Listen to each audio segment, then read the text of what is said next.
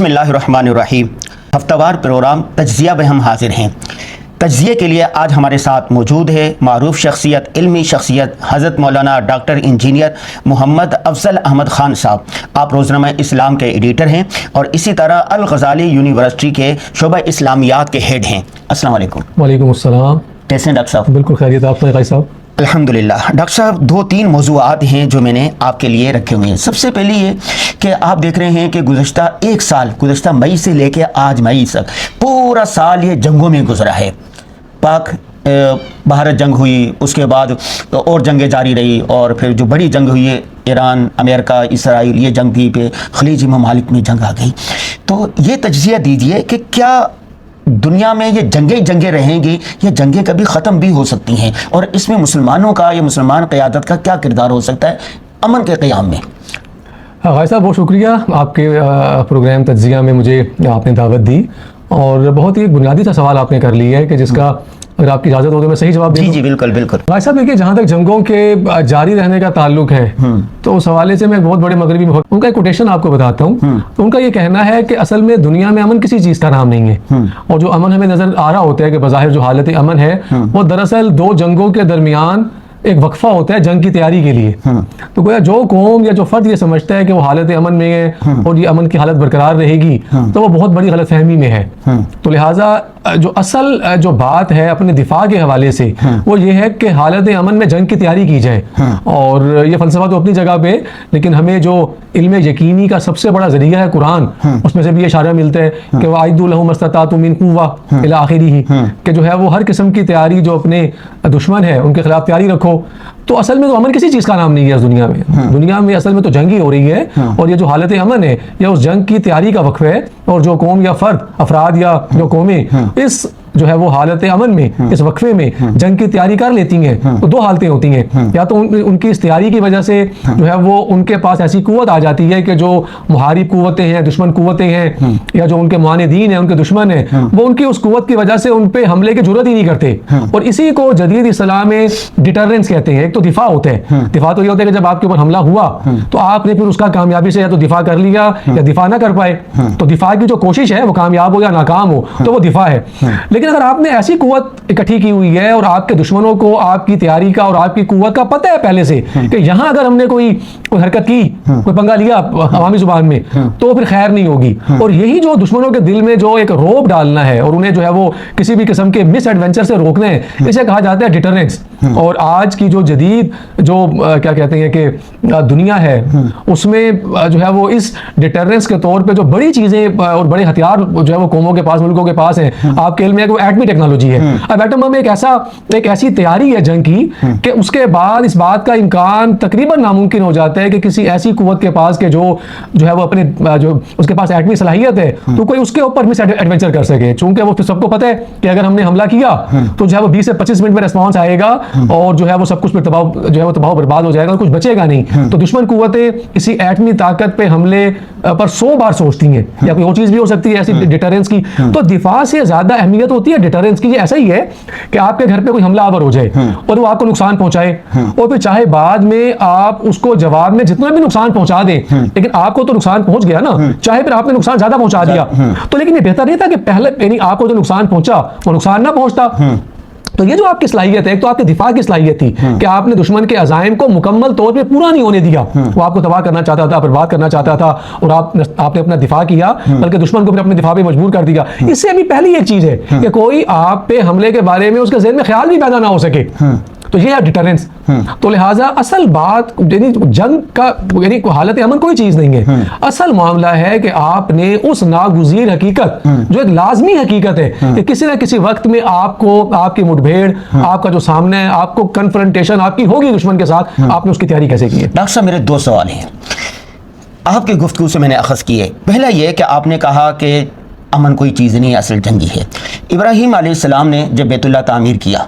उसके बाद जो दुआ मांगी थी कुरान में, रब्बी जअल हाज़ल बलदा आमिना वरज़ुक़ अहलहू, अमन का गहवारा बनाओ, उसके बाद रिस्क आएगा। चाइना अमन के जरिए से पूरी दुनिया पर मैशत पर छाया हुआ, एक सवाल। दूसरा सवाल यह है कि जब दुनिया में 7-8 मुस्लिम ताकतें हैं जो मुसल्लम एटमी ताकतें हैं, अगर ईरान में एटम बम बना लेगा तो कौन सी क़यामत आ जाएगी, या कोई एक और मुल्क कोई एटम बम बना लेता है तो कौन सी क़यामत आ जाएगी? अच्छा, ये 3 सवाल आते हैं, बारी बारी इनको एड्रेस कर लेते हैं। एक तो आपने चाइना का हवाला दिया कि चाइना ने बहुत बड़ी एक मौशी जो है वो ताकत बने और जो है वो जंग से बचते हुए। तो भाई साहब, वो जंग से बचते हुए नहीं बना। आप क्या समझते हैं कि चाइना का कोई सिंगापुर मॉडल है कि उसके पास कोई जंग की ताकत नहीं है? चाइना खुद दुनिया की एक एटमी ताकत है। तो गोया चाइना की जो फौजी ताकत है वो एक बहुत बड़ी फौजी ताकत है और उसने भी वो डिटरेंस कायम किया हुआ है। ये नहीं, ऐसा नहीं है कि चाइना ने जो है वो तमाम के तमाम सिर्फ मुआशी तरक्की की है और जो है वो सिर्फ एक इकोनॉमिक जो है वो पावर बने और साथ साथ वो फौजी ताकत नहीं है। आपके इल्म में है कि चाइना जो है वो एस्टैब्लिश्ड न्यूक्लियर पावर है। आपको इस बात का पता है कि वो इस वक्त टेक्नोलॉजी के हवाले से बहुत एडवांस्ड है। मेरे कहने का मकसद था, जैसे अमेरिका है, इसराइल है, पाकिस्तान है, भारत है, ये तो जंगें करते रहते हैं ना, चाइना जंगें करता नहीं है बाकायदा।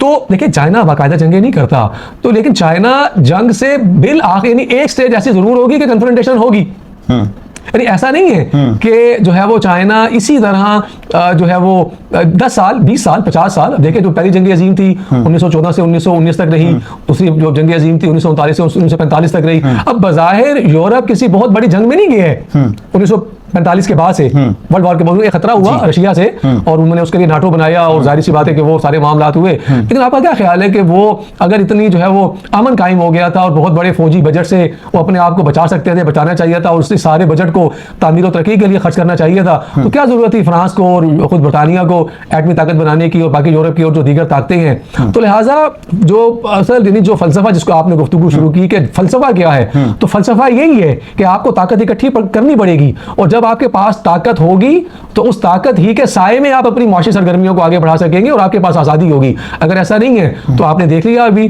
गल्फ की जो रियासतें हैं उनके पास क्या कमी है पैसे की, लेकिन जो कि फौजी ताकत नहीं थी, तो किस तरह ये जो हमारे खलीजी ममालिक है किस तरह से एक जो है वो एक उसकी क्या कहते हैं कि एक इबरत का एक निशान सा बनते हुए नजर आ रहे थे। इसका क्या जवाब देंगे? रब्बि जअल हाज़ल बलद आमिना वरज़ुक़ अहलहु मिनस समरात। इब्राहीम अलैहिस्सलाम ने जो बैतुल्लाह तामीर के बाद दुआ की थी।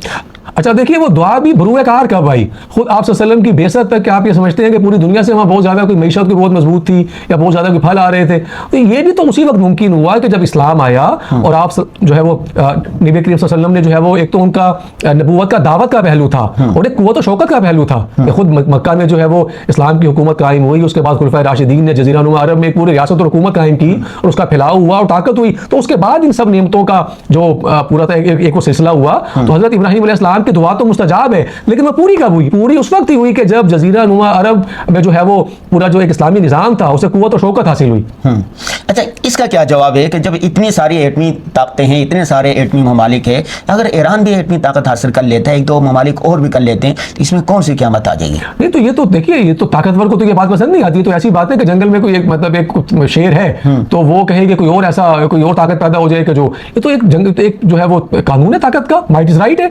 दुनिया में अगर हम ये समझते हैं कि दुनिया किसी शराफत से चल रही है और दुनिया जो है वो किसी जो है वो बहुत ही भाईचारे के साथ और अमन और अमान के साथ और यूनाइटेड नेशंस के क़याम का मकसद पूरी दुनिया की अक़वाम को जो है वो इंसाफ पे जो है उनमें कायम करना था, तो बहुत बड़ी गलतफहमी है।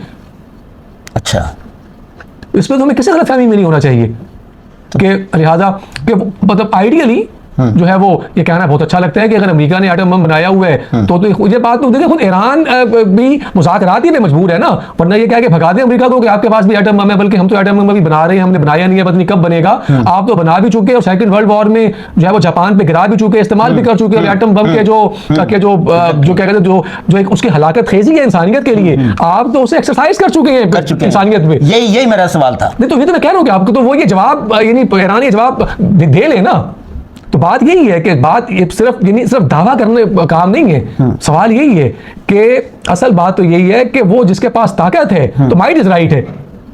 वरना ईरान पे कह के खत्म कर दें मुज़ाकरात कि मैं एटम बम बनाऊंगा, तो आपका क्या ख्याल हो गया? चलो ठीक है, हमने बनाया तो आप भी बना ले। यानी ईरान मुज़ाकरात में क्यों मजबूर है? हाँ, इसलिए मजबूर है ना कि उसे मतलब उसके पास वो ऐसी ताकत नहीं है कि वो सर्वाइव कर सके। हाँ, कि वो ही नहीं, वो उन्होंने मुकाबला किया है, जाहिर सी बात है कि जो 60 दिन की अमेरिका इसराइल और ईरान के दरमियान जो जंग, इसमें कोई शक नहीं है कि ईरान ने अपना बहुत एक मौसर दिफा किया, लेकिन ये बात भी आप जानते हैं कि ईरान को इस जंग में बहुत गैर मामूली नुकसान उठाना पड़े और जंग के बिल्कुल आगाज और इब्तिदा में सफ़े अव्वल की अस्करी क़यादत, सफ़े अव्वल की सियासी क़यादत, सफ़े अव्वल की मजहबी क़यादत, सफ़े अव्वल की इल्मी क़यादत, जो उनके एटमी साइंसदान थे, उनका इस तरह से वाइप आउट हो जाना और जो है वो पूरे के पूरे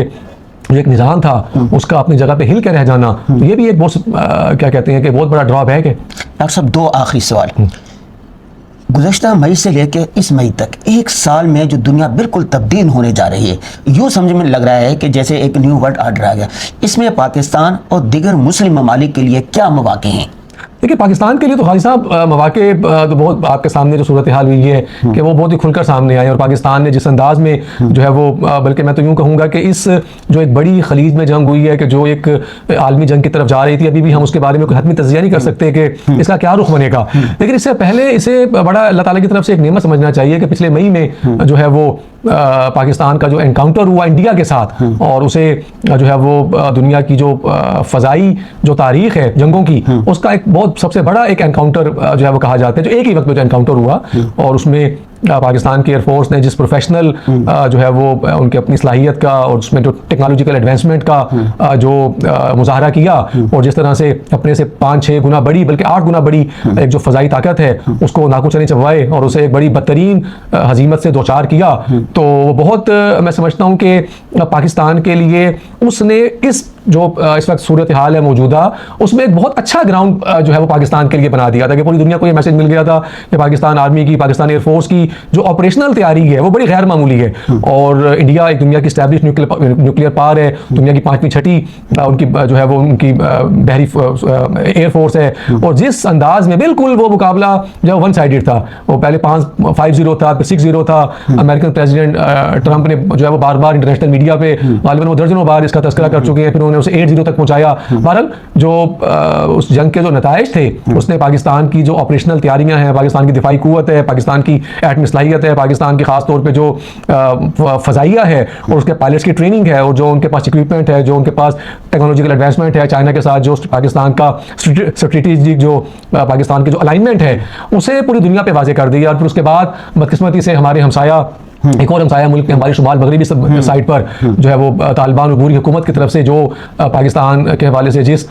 जो है वो एक मुसलसल दरअंदाजी का जो है मुजाहरा हो रहा था और जो पाकिस्तान में बदअमनी पैदा करने की एक मुनज़्ज़म कोशिशों और साजिशों का वो मरकज़ बने हुए थे और वहाँ उनको बहुत कोशिशों के बाद बहुत सारी सिफारती कोशिश की गई कि वो उसी लेवल पर ये मसला हल हो जाए, लेकिन जब वो इस बात को वो नहीं समझ सके फिर पाकिस्तान ने ताकत और कुव्वत के साथ इस अंदाज में उन्हें जवाब दिया। तो इस जंग से पहले गोया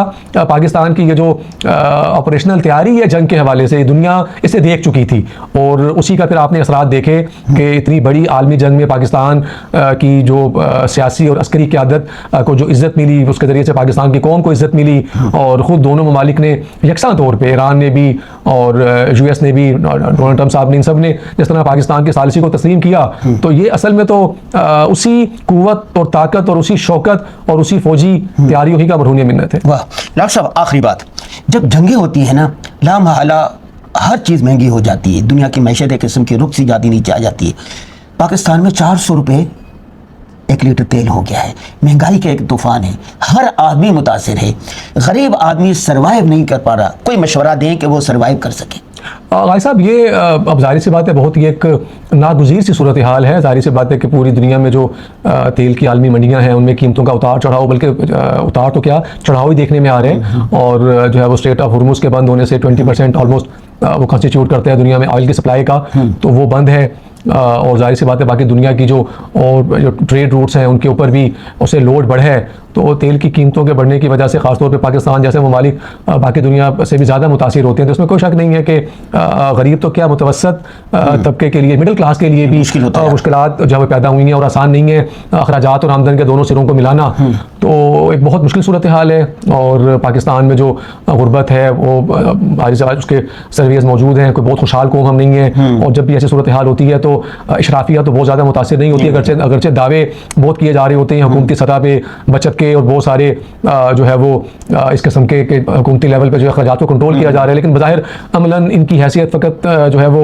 ज़ुबानी बयानात की कुछ होती नहीं है, और लेकिन इसके बरक्स बिल्कुल आवाम को प्रैक्टिकली जो इसके बद असरात हैं, इसके बुरे इसके असरात हैं वो भुगतने पड़ते हैं। पेट्रोल की कीमत का बढ़ना, सिर्फ जो है वो ट्रांसपोर्टेशन और पेट्रोल की कीमत नहीं बढ़ रही होती कि उनको अपने मोटरसाइकिल में पेट्रोल डलवाना है तो वो महंगा हो गया या अपनी गाड़ी में, बल्कि इसकी वजह से तमाम जो अशियाँ हैं ज़िंदगी की ज़रूरियात सब जो है वो उनकी कीमतें बढ़ जाती हैं, और एक जो है वो इफ़रात ज़र होता है, महंगाई बढ़ जाती है, लोग उससे परेशान होते हैं। तो लेकिन ये ज़ाहिर सी बात है, बतौर फ़र्द आदमी कुछ कर नहीं सकता, पूरे आलमी हालात हैं, उसका एक जबर और उसकी मजबूरी है। तो थोड़ा सा ज़रा जो काम हम अपने लेवल पे कर सकते हैं वो ये है कि बाज़ ऐसी जो है वो हमारी सहूलियात होती हैं जिन्हें हम ज़रूरियात समझ रहे होते हैं, तो उन्हें ज़रा असर नो उसका जायज़ा लेना होता है, उन्हें कट डाउन करना होता है, और अपनी फैमिली के साथ बैठ के खुद एक अपने जो भी आपका बजट है उसमें से कुछ ऐसी चीज़ों को कट डाउन करना पड़ता है कि जिनके बगैर गुजारा हो सकता है अपने किचन में, अपनी बाकी जो अखराजात हैं। तो उनके साथ जाहिर सी बात है कि आपको कहीं ना कहीं जो है वो किफ़ायत शारी का कोई ना कोई माहौल घर में पैदा करना पड़ता है, बच्चों को अपनी फैमिली को बिठा के जहाँ जहाँ अखराजात में कमी का कोई जगह हो सकती है तो वो